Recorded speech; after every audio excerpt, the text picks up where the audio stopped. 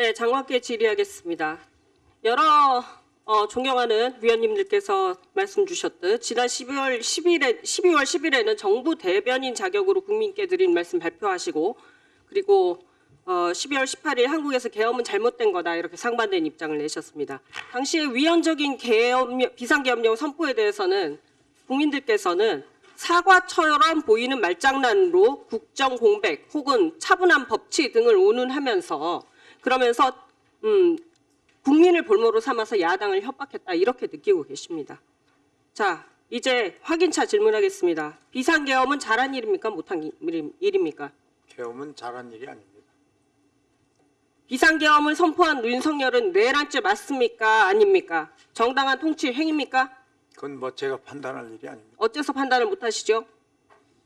자, 다시 묻겠습니다. 나 판단할. 목숨을 걸고 장갑차를 막아 주신 시민들의 도움으로 그리고 저 스스로도 목숨을 걸고 국회 담을 넘어서 총 맞을까 두려워하면서 본청까지 뛰어와서 표결에 임했던 국민의 한 사람으로서 묻겠습니다. 그리고 장관, 지금 제가 질의하는 데 있어서 계급장 떼고 국민의 한 사람으로 답해 보십시오. 이 내란 행위가 잘된 일입니까? 정당한 통치 행위입니까? 내란죄가 맞습니까? 아닙니까? 계엄이 잘못됐다는 거는 분명히 말씀드립니다. 국민의 한 사람으로서 느끼기에 내란죄가 맞습니까? 아닙니까? 비상계엄은 잘못됐다고 얘기하면서 왜 내란죄가 맞는지 아닌지는 얘기를 못 하십니까? 그런 부분은 제가 판단할 수가 없죠. 왜 판단할 수 없습니까? 국민의 한 사람입니다. 국무위원도. 물론 그렇죠. 얘기 못 하시겠습니까? 국민한테 석고 대죄를 해도 모자랄 판에 역사에 기록될 그런 죄를 지으시겠습니까? 왜 지금이라도 양심선언 못 하십니까? 장관이 그렇게 몸으로 얘기를 하고 계시잖아요. 지금 방송 보시고 계신 국민들께서 장관한테는 그래도 좀 미안해하는 마음이 느껴지네 이렇게 얘기를 하는데 왜 양심선언을 못 하세요? 얘기 못 하시겠습니까 그래도? 어떤 대답을 원하시는 거예요? 윤석열 내란죄 맞잖아요. 네, 제가 이 직을 벗고 난 다음에 다 얘기하겠습니다. 아니요. 직이 있을 때도 얘기하실 수 있어야 됩니다. 왜 그렇게 대통령한테 직언하는 사람이 아무도 없단 말입니까? 국무위원 중에서. 옛날에 왕정일 시절에 목이 잘려도 직언하는 건 했습니다. 왜 국무위원들 그거 못 하시냐고요? 대답 못 하시겠습니까? 그런 얘기할 시간도 없었고 그런 시간 지금 드리겠습니다. 하십시오. 없었고 하십시오. 대통령께 그런 직언을 할 만한 그런 시간과 공간을 갖고 있지 못했기 때문에 그런 얘기는 못 드렸습니다. 지금이라도 얘기하십시오. 내란죄 인정하라고. 못 하시겠습니까? 제가 할 수 있는 일이 아니죠. 왜 못 하십니까? 국무위원인데요. 국무위원 입장에서는 제가 그런 얘기를 하기가 힘들죠. 왜 그렇게 정권의 개가 되십니까? 그러시면 안 되는 거 아닙니까? 국무위원이 국민을 먼저 생각을 해야지 어떻게 대통령을 먼저 생각을 합니까? 네, 수고하셨습니다. 다음은 양문석 위원님 질의해 주시기 바랍니다.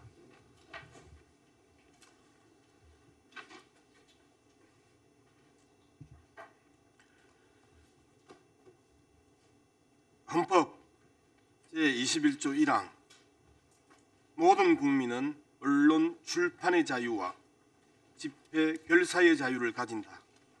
이게 기본권입니다. 그런데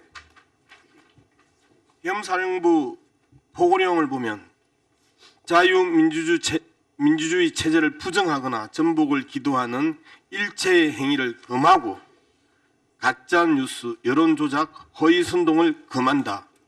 보고령 3. 모든 언론과 출판은 계엄사의 통제를 받는다. 따르지 않으면 처단하겠다. 기본적으로 헌법 제21조 1항 언론 출판의 자유를 담당하는 정부 부처는 문화체육관광부 맞죠? 네, 그렇습니다.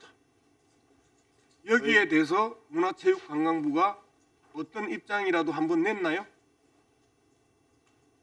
저희들은 그날 그 계엄이 됐다가 바로 해제가 됐기 때문에 사실은 입장을 이렇게 저렇게 낼 만한 그런 여유도 없었습니다. 여유가 없어서 안 냈나요? 어차피 이 언론 출판의 자유는 늘 보장이 돼 있다고 생각하기 때문에. 자, 예. 계엄법 제9조 계엄사령관의 특별조치권 1. 비상계엄 지역에서 계엄사령관은 군사상 필요할 때는 체포구금 압수수색, 거주 이전, 언론 출판, 집회, 결사 또는 단체 행동에 대하여 특별한 조치를 할 수 있다. 군사상 필요할 때 계엄사령부 보고령은 군사상 필요할 때가 없습니다. 모든 언론과 출판은 계엄사의 통제를 받는다 라고 이야기를 합니다. 불법이죠? 뭐 그렇다고 생각합니다. 그렇다고 네. 생각한다고 말씀하신 거예요? 네. 좀 정확하게 평소에 장관의 그 모습으로 좀 돌아와 주시면 좋겠습니다. 불법이죠. 포고령 말씀하시는 거죠? 예. 예, 그렇게 생각합니다. 예. 그런데 왜 뭐 불법이다, 계속해서 합법이다를 떠나서 장관께서 이야기하는 그 호소문 다시 한번 읽어드릴게요. 야당에게 간곡히 호소합니다. 위기의 시대에 국민을 구하는 것은 차분한 법치입니다. 야당이 법치를 위반했나요? 아니 그건 뭐 위반했다 안 했다 그런 얘기를 한 것은 아니고요. 그러니까 호소하는 거잖아요. 12.3 내란 폭동 옹호하고 있는 여당, 국힘당에게 호소해야 되는 거 아니에요? 뭐 다 똑같이 하는 거죠, 사실은. 네. 똑같이 하는 건데 야당을 딱 집어서 왜냐하면 그건 아무래도 다수당이시고 이 국회에서 모든 입법이나 여러 가지 장관 그렇게 이야기하지 마시라고요. 지금 불법을 저지른 것은 대통령실과 국방부와 군입니다. 그럼 무슨 야당에게 차분한 법치를 요구합니까? 한 가지만 더 이야기해 봅시다. 앞서 많은 분들이 지적했지만 이 호소문 보면요 정말 분노가 끓어오릅니다. 국회는 오늘 비상계엄 선포를 막지 못했다는 이유만으로 박성재, 조지호 탄핵 소추안을 보고 이게 가벼운 일입니까? 비상계엄 선포를 막지 못했다는 이유만으로 비상계엄이 뭔데요? 내란 폭동이잖아요. 역지사지해 보세요. 비상계엄이 성공하고 내란 폭동이 성공을 했었으면 이 줄에 앉아있는 사람들은 다 감금되고 고문받고 목숨이 위태로운 상황까지 갈 수 있었죠. 그리고 여러분들은 그 누구도 비판하지 않는 감시와 견제가 사라진 여러분들이 원하는 천국에 살 수 있었죠. 비상계엄과 내란 폭동이 뭐가 달라요? 말장난해요? 이 줄에 있는 사람들은 다 감금당하고 고문당하고 죽을 수 있는 상황까지 갔단 말이에요. 성공했으면요.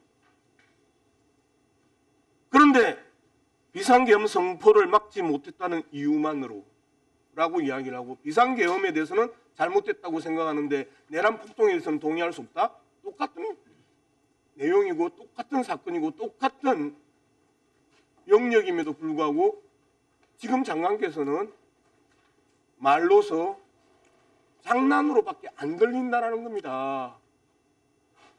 이렇게 구체적인